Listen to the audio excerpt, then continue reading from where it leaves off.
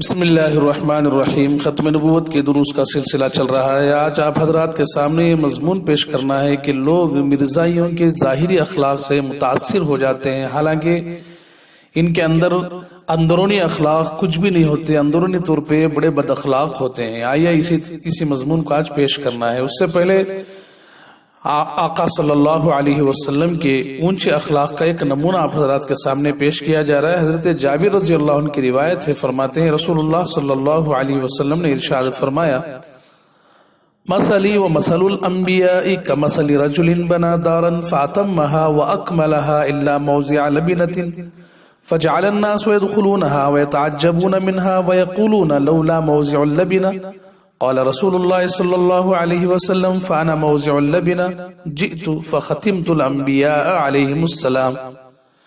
بخاری شریف کی روایت ہے، جلد نمبر 1 صفحہ نمبر 501۔ اسی طرح مسلم شریف کی بھی روایت ہے، جس کا ترجمہ ہے کہ میری اور انبیاء کی مثال اس شخص کی طرح ہے جس نے کوئی گھر بنایا، پھر اس کو کامل اور مکمل کر دیا سوائے ایک اینٹ کے، تو لوگ اس میں داخل ہونے لگے اور اس سے تعجب کرنے لگے اور کہنے لگے کیوں نہیں اس اینٹ کی جگہ؟ رسول اللہ صلی اللہ علیہ وسلم نے فرمایا تو میں اس اینٹ کی جگہ ہوں، میں آیا تو میں نے انبیاء کو ختم کر دیا۔ ترجمہ ختم ہو گیا۔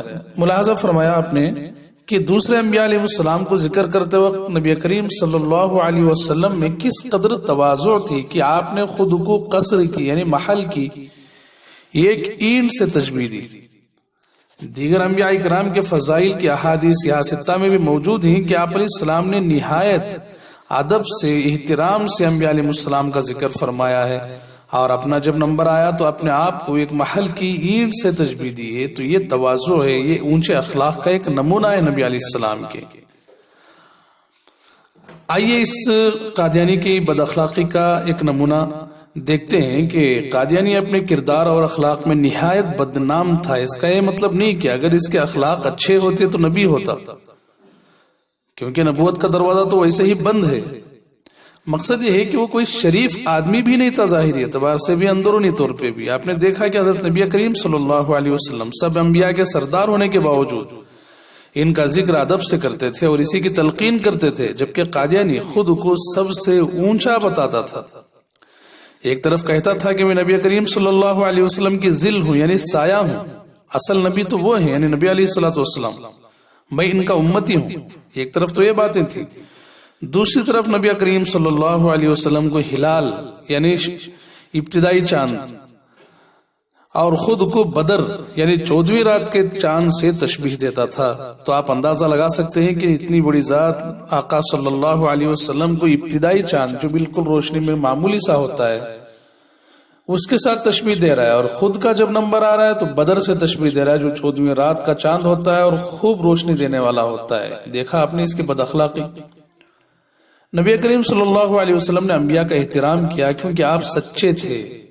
قادیانی نے احترام نہ کیا اس لیے کہ اس کے پاس نبوت تو تھی نہیں، صرف لفاظی ہی کر سکتا تھا، اس کے علاوہ اور کیا تھا اس کے پاس جو لوگوں کو پیش کرتا؟ جو خیال میں آیا کہہ گیا۔